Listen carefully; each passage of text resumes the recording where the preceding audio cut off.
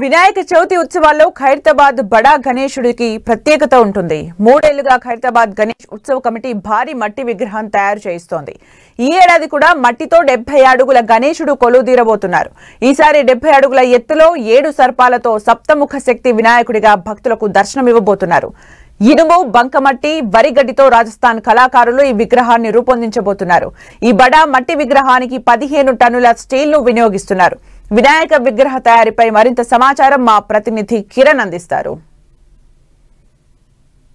జరిగే వినాయక చవితి ఉత్సవాల్లో ఖైరతాబాద్ గణేష్ కి చాలా ప్రత్యేకత ఉంటుంది. ప్రతి ఏడాది కూడా గడిచిన 3 ఏళ్ల నుంచి కూడా విభిన్న ఆకారాల్లో భారీ విగ్రహం కొలువుదీరిన పరిస్థితి కనిపిస్తుంది. ఈసారి వినాయక చవితి ఉత్సవాల్లో ఖైరతాబాద్ మహాగణపతి ఏ రూపంలో దర్శనం ఇవ్వబోతున్నాడు, నాకు సంబంధించిన పనులు ఎట్లా కొనసాగి తెలుసుకున్న ప్రయత్నం చేద్దాం. ఇప్పుడు చైర్మన్ మనతో ఉన్నారు, రాజ్కుమార్ గారు. చెప్పండి, ప్రతి ఏడాది గణేష్ ఉత్సవాల్లో ఖైరతాబాద్ గణేష్కి చాలా ప్రత్యేకత ఉంటుంది. గడిచిన 3 ఏళ్లుగా మీరు భారీ ఆకారాన్ని కూడా మట్టితో తయారు చేస్తున్నారు కాబట్టి ఈసారి ఆకారం ఎట్లా ఉండబోతుంది, ఎన్ని అడుగులు ఉంటుంది, ఏంటి? ఈ సంవత్సరము 70వ సంవత్సరము 1954లో శంకరయ్య గారు స్టార్ట్ చేశారు. మరి ఈ సంవత్సరం 70 అడుగులు చేస్తూ ఉన్నాము. 70 అడుగులు 70 సంవత్సరాల కాన్సెప్ట్లో వెళ్తూ ఉన్నాము. దాంతోపాటు 7 సర్పాలు, 7 భగవంతుని ముఖాలతో సప్తముఖ శక్తి వినాయకుని తయారు చేయబోతా ఉన్నాము. మరి దీన్ని ఏంటంటే ఈ వినాయకుని పూజించడం వల్ల ప్రజలందరికీ మంచి జరగాలనే ఉద్దేశంతో ఈ కాన్సెప్ట్ అని తీస్తున్నాము. మరి దాదాపు ప్రతి సంవత్సరం మీరు చూసినట్టయితే 100 రోజుల సమయం ఉంటుంది. ఈ సంవత్సరం మీరు చూసినట్టయితే 60 రోజుల సమయం ఉన్నది. కాబట్టి కళాకారులను ఎక్కువ మందిని పెట్టి works and day and night works complete చేస్తూ ఉన్నాం అనమాట. ఇన్ టైంలో ఒక 2-3 రోజుల ముందు, ఒక వారం రోజుల ముందు కంప్లీట్ అయ్యే విధంగా ఆలోచనలో ఉన్నామన్నమాట. ఖచ్చితంగా ఈ సంవత్సరము భక్తులందరూ నచ్చే విధంగా సప్తముఖ శక్తి వినాయకుని ఖైరతాబాద్లో దర్శించబోతా ఉన్నాడు. ప్రతి ఏడాది ఖైరతాబాద్ మహాగణపతి తయారు చేయడం పెద్ద టాస్క్, వ్యయ ప్రయాసంతో కూడుకున్న పని. ఈసారి మీరు కూడా చాలా పెద్ద ఆకారంలో తయారు చేయబోతున్నారు కాబట్టి అందుకు సంబంధించిన ఇన్స్ట్రుమెంట్స్ కావచ్చు, పదార్థాలు కావచ్చు, ఏం వాడుతున్నారు? చూడండి, ఏంటంటే మనము ఒక 3 సంవత్సరాల నుంచి చూసినట్టయితే 2022లో మా నాన్నగారు ఉండే అనమాట, ఇప్పుడు స్వర్గస్థులయ్యారు. అప్పుడున్న కమిషనర్ గారు ఏంటంటే మీరు మట్టి విగ్రహం చేస్తే ప్రజలందరికీ మార్గదర్శకం ఉంటుందని చెప్పినప్పుడు మట్టి విగ్రహం స్టార్ట్ చేయడం జరిగింది అనమాట. ఈ సంవత్సరం మీరు చూసినట్టయితే భారీ విగ్రహం తయారు చేస్తూ ఉన్నాం. ఎందుకంటే మరి 70 అడుగులు అనే ఒక కాన్సెప్ట్, 70 సంవత్సరాల కాన్సెప్ట్ వెళ్తూ ఉన్నాము. 7 సర్పాలు.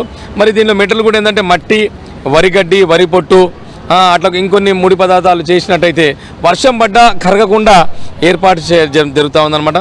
మరి ఒక 1 వీక్ ముందు కంప్లీట్ చేయాలని ఒక ఆలోచనతో వెళ్తూ ఉన్నాము. సమయం తక్కువ ఉంది, బట్ 1 వీక్ ముందు వేస్తే మన పెయింట్స్ గిట్ అన్నీ ఉంటాయి అనమాట. ప్రతి సంవత్సరం లాగానే పర్ఫెక్ట్గా వర్క్ చేస్తాము. ఎన్ని టన్నుల ఇనుమును వాడుతున్నారు ఇక్కడ? దాదాపు ఇప్పటిదాకా 15 టన్నుల స్టీల్ వచ్చిందండి. మరి దాంతోపాటు ఇంకా తాడు, మూలలు సుమారు 100 కిలోల మూలలు వాడుతూ ఉన్నాము, టీన్లు ఇట్లా.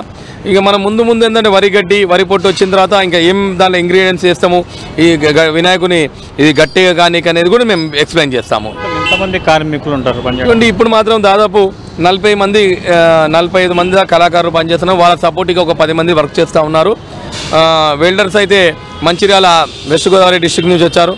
మరి కార్పెంటర్ మీరు చూసినట్టయితే ఆదిలాబాద్ నుంచి వచ్చారనమాట. వాళ్ళొక 25 మంది వచ్చారు. వీళ్ళు ఒక దాదాపు 20 మంది దాకా వర్క్ చేస్తూ ఉన్నారన్నమాట.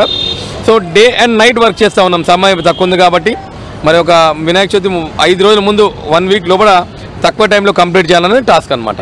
పెద్ద భారీ విగ్రహానికి రంగులద్దకం కావచ్చు, కొంత మెటీరియల్ సంబంధించి ఏం వాడుతున్నారు? చూడండి, ఇంతకుముందు చెప్పాను కదండి, ఇది రాజస్థాన్ అనే మట్టి వస్తుంది అనమాట. ఎప్పుడైతే వాటర్ మిక్స్ చేస్తే అది బంకమట్టిలా తయారవుతుంది.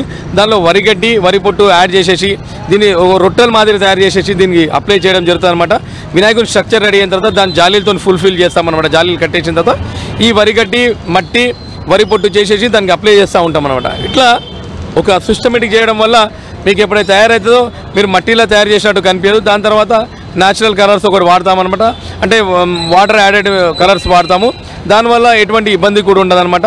సో మొత్తానికి ఏంటంటే మేము చెప్తా ఉన్నాం కదా, దీంతో పాటు ఏంటంటే ఫినిషింగ్ కోసము మరి ఉష్క కూడా ఒకటి వాడతామన్నమాట. ఉష్క, కొంపుండి, మరి దానిపైన ఒక వైట్ క్లాత్ కూడా అప్లై చేస్తామన్నమాట.